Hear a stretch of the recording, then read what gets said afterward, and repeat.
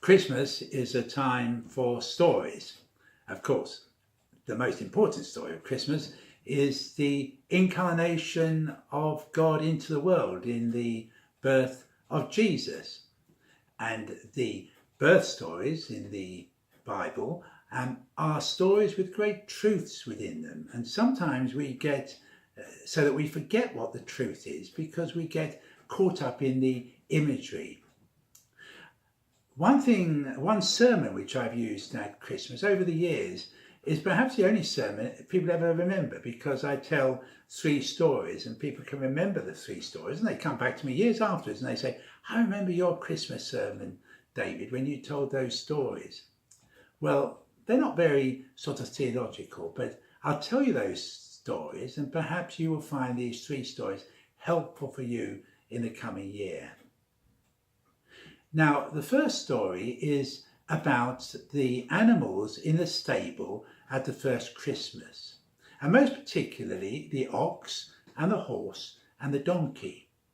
And there they were in the stable looking at this small child. And they were talking together because apparently at Christmas Day at 12 o'clock, the animals were able to talk. And the ox said to the other animals, he said, I hear the king's been born today somewhere, and if the king has been born, then he will need me an ox, because I will have to pull his great carts with all the treasures which he gets from other countries. And the horse said, oh, well, if a king's been born today, then he will need me, because he will need to ride at the head of his troops, and he will need a strong horse like me on which to ride. And the donkey just looked at the baby Jesus lying in the manger and did not think that he could be used in any way. And yet, of course, it was that donkey that carried Mary and Joseph and the baby out of the country and into Egypt for their safety. It was on that donkey that Jesus rode in to Jerusalem at the beginning of the last week of his life.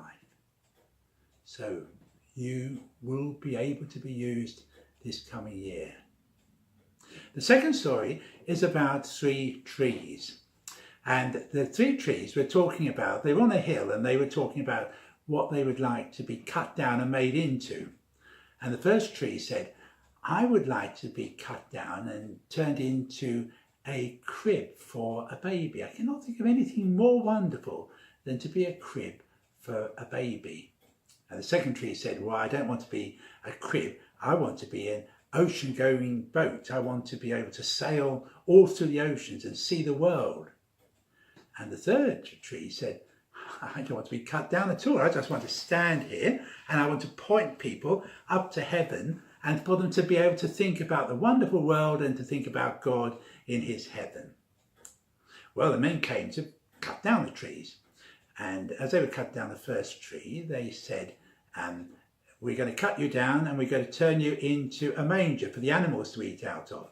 And the tree said, that's not what I want at all. I want it to be a cradle for a baby to be laid in. And yet, of course, it was in that manger that the baby Jesus was laid. And they came to cut down the second tree. And you remember that was the tree that wanted to be an ocean-going boat. And they said, we're going to cut you down and make you into a fishing boat. And the tree said, oh, I don't want to be a fishing boat. That's a smelly old job to have. I don't want to be a fishing boat. I want to be an ocean-going liner. But yet, it was in that fishing boat that Jesus and his disciples were, and from which Jesus talked about the truths of the love of God.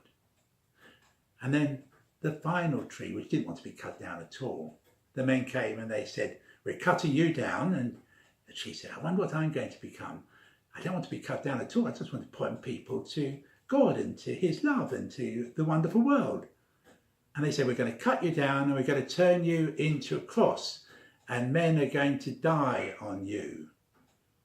And the tree said, well, that's the most awful thing. That's not what I want at all. That's the most terrible thing to be. And yet, of course, that cross was the cross on which Jesus died. And ever since he died, people have looked to the cross and they have remembered the love of God, and they have been pointed to heaven and to opening themselves so that the Spirit of the love of God can fill their hearts and their lives. So, be ready to be used this year, but don't be surprised if you are used in a way in which you do not expect. And finally, whatever you are called to do and to be this coming year, there's one thing which we've all got to do. And so I tell a story about a little girl who was going to be in her first nativity play. And she came home from school and she said to her mummy, I'm going to be in the nativity play when Jesus is born. And her mum was all excited about this, and she said, well, what are you going to be in the nativity play? And she hoped, the mummy, that the little girl was going to be Mary. And she said to the little girl, are you going to be Mary? The little girl said, no.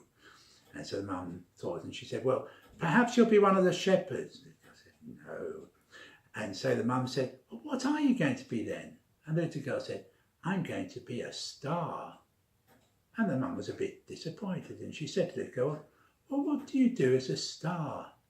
The little girl said, I just have to stand there and shine. And that, of course, is what you've got to do and I've got to do. In the coming year, we've got to be prepared to be used in all sorts of different ways. We've got to be surprised at the ways in which we are used. But whatever happens, day by day, we've got to shine out with the love of God and help people to know that they matter, that we care about them, and that they are greatly loved by God and by us. God bless you.